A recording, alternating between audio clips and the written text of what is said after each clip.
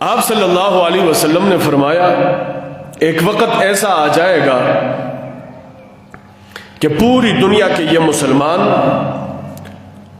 مکہ مدینہ کی طرف ایسے واپس آ جائیں گے جس طرح سانپ اپنے سوراخ میں واپس آ جاتا ہے، ایسے یہ اسلام مکہ مدینہ میں واپس آ جائے گا۔ مطلب کیا ہے کہ اللہ پاک نے مکہ اور مدینہ کو فتنوں سے محفوظ کیا ہے۔ یہاں پر نہ دجال کا فتنہ آئے گا، نہ طاعون کا فتنہ آئے گا، نہ کفر کا فتنہ آئے گا، نہ شرک کا فتنہ آئے گا۔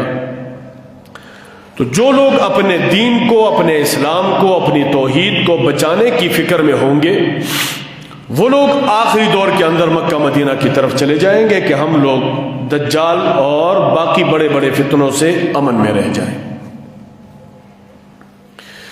یہ وہ دور ہوگا کہ جس کے بارے میں آپ صلی اللہ علیہ وسلم نے بتایا تھا کہ آخری دور میں اسلام پر عمل کرنے والا ایسا ہوگا کالقابض علی الجمرۃ، جس طرح کوئی بندہ اپنی مٹھی کے اندر انگارے کو پکڑے۔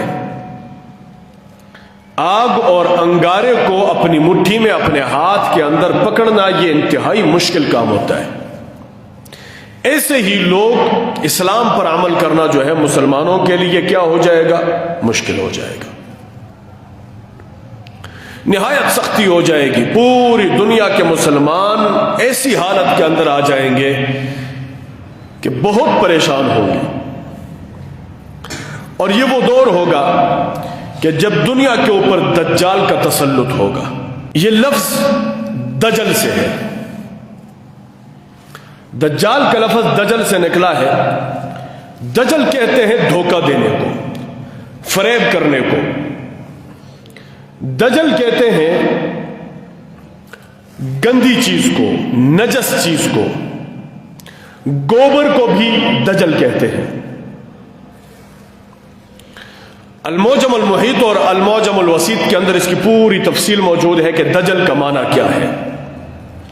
اور دجال یہ اس میں مبالغہ کا صیغہ ہے، بہت بڑا فراڈی، بہت بڑا دھوکے باز، بہت بڑا مکار، بہت بڑا فریب دینے والا، اس کو کہا جاتا ہے دجال۔ یہ آخری دور کے قیامت کی بڑی بڑی نشانیوں میں سے ایک بہت بڑی نشانی ہے۔ قیامت کی نشانیوں میں سے بہت بڑی نشانی وہ دجال ہے۔ دجال آئے گا دنیا کے اندر اور یہ یہودیوں کا پیشوا ہوگا۔